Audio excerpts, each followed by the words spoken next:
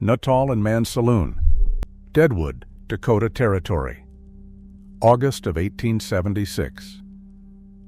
Wild Bill Hickok sits at a poker table with his back to the door. He never sits that way.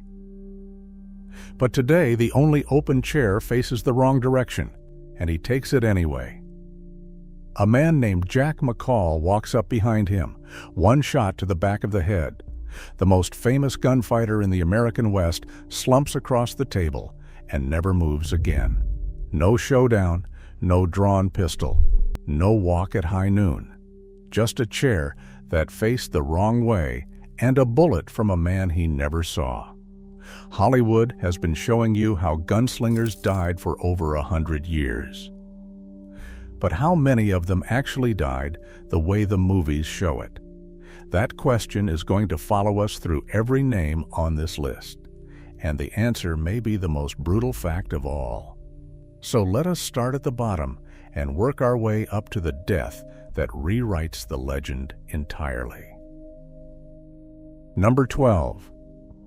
Dallas Stoudenmire, El Paso, September of 1882. Stoudenmire was a former Texas Ranger turned city marshal. A tall man, genuinely fast and genuinely dangerous. A year earlier, he had killed 4 men in a single gunfight on El Paso Street. The papers called it 4 dead in 5 seconds. That fight was real and it was documented, but the death was nothing like the legend. After losing his badge, Stoudenmire walked drunk into a saloon where the Manning brothers were waiting. Both men drew. Both pistols jammed. The fight became a stumbling, close-quarters wrestle between drunks. Jim Manning finally shoved a revolver against his head and pulled the trigger. They found a second pistol and a Bowie knife on the body. No street, no paces, no dignity at all. Number 11. Ben Thompson, San Antonio, March of 1884, British-born Texan, genuinely feared across the state. The mayor of Austin counted him as a friend. Thompson walked into the Vaudeville Variety Theater with his companion King Fisher to see a show. Both men were ambushed inside. Gunfire came from the balcony and from the sides. Thompson took 9 bullets. Fisher took 13. Neither man drew a weapon. The inquest ruled it self-defense. No one was charged. The evidence points to a coordinated killing arranged by Joe Foster, the theater's co-owner. 2 of the most dangerous men in Texas, shot like targets in a theater seat. Number 10. Tom Horn, Cheyenne, Wyoming, November of 1903. Horn was a cavalry scout, a Pinkerton detective, and finally a hired killer working for the big cattlemen of Wyoming. He was convicted of shooting 14-year-old Willie Nickel from 300 yards. A boy, not a gunfighter. The hanging was public. Horn reportedly adjusted the noose himself. The gallows were water-powered, a mechanical device designed so that no single person had to pull the lever. He stood on the trapdoor for 31 seconds before the water released. The last professional killer of the range wars was not shot by a rival.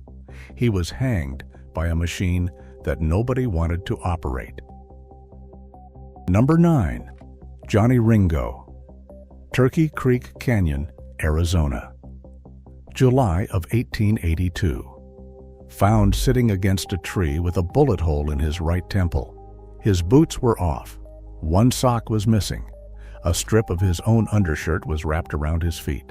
His revolver held 1 spent cartridge. The coroner ruled suicide.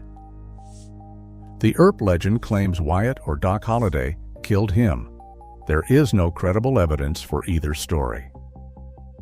Ringo was a severe alcoholic. Contemporaries described him as deeply melancholic. The most famous rival of Wyatt Earp almost certainly died by his own hand in a canyon, alone. The legend could not tolerate that, so it gave his death to a more famous man. And that question is still running. How many of these men have died the way any movie ever showed it? Number 8. Clay Allison. Pecos River Country, New Mexico, July of 1887. One of the most feared men in the Southwest, credited with killing at least 4 men in stand-up gunfights and possibly more. He once rode naked through the streets of a town after a bender. He died falling off his own freight wagon. The wheel rolled across his neck. He was drunk. That is the whole story. His grave marker in Pecos, Texas, reads that he never killed a man that did not need killing. The wagon did not care about his reputation. Number 7. Bat Masterson, New York City, October of 1921, former sheriff of Ford County, Kansas. He fought at Adobe Walls. He stood in Dodge City during its worst years. And then he moved to New York and became a sports writer for the Morning Telegraph. He spent his last 20 years covering boxing matches and horse races. He died at his desk, pen in hand, mid-sentence. The last line he ever wrote was about how a man at the end of his life looks back and finds he has about the same amount of happiness coming to him.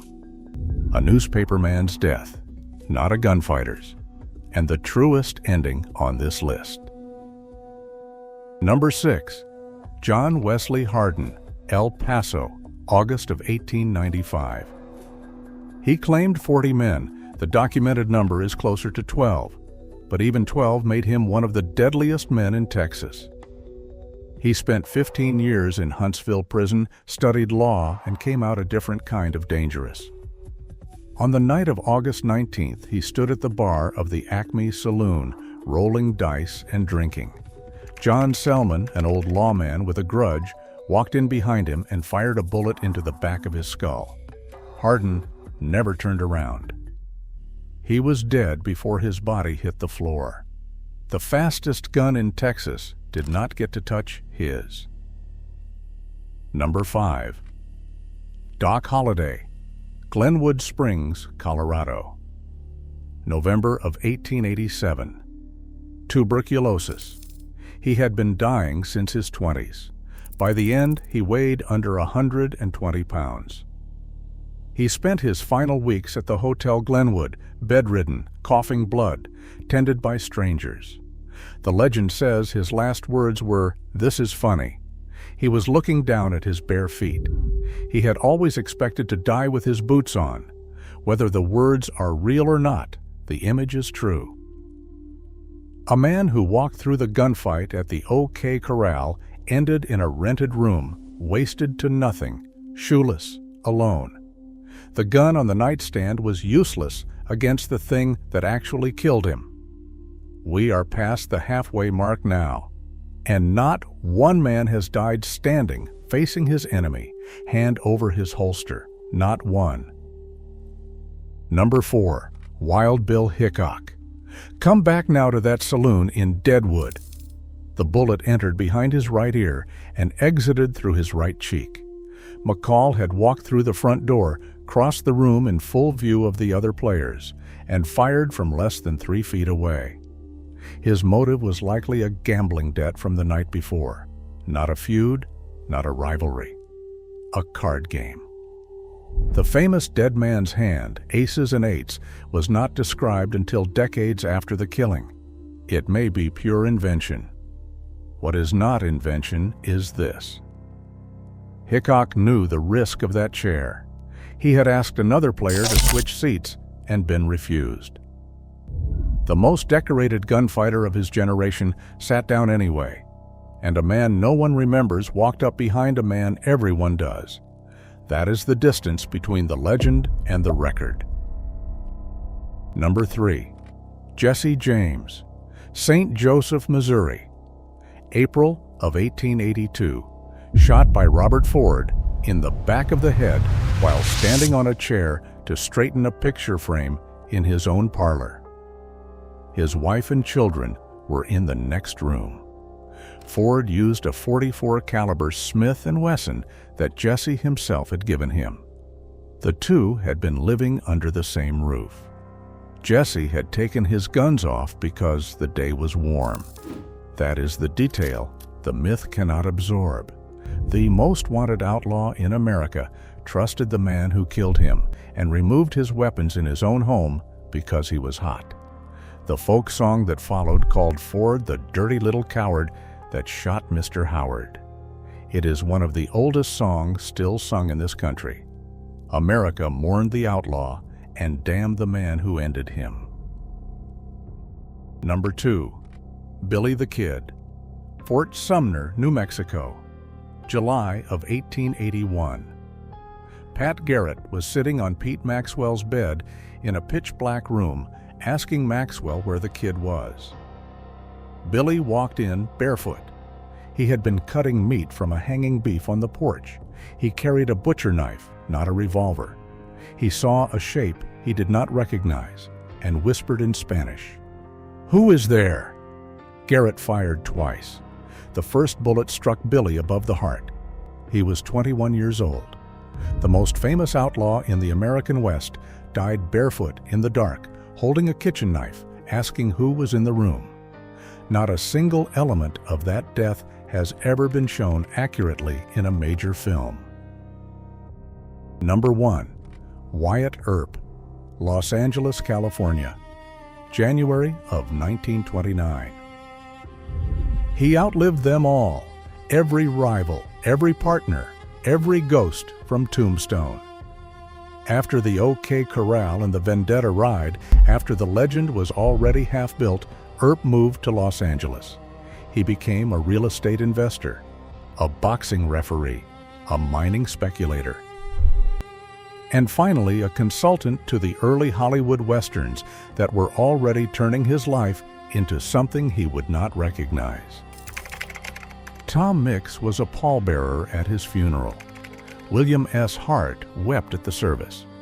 Earp died in bed at 80 years old in a small bungalow on West 17th Street. His wife Josephine was beside him. No bullet, no blood, no showdown. The most famous lawman gunfighter in American history died the way most men only hope to. Old, warm, and next to the person he loved.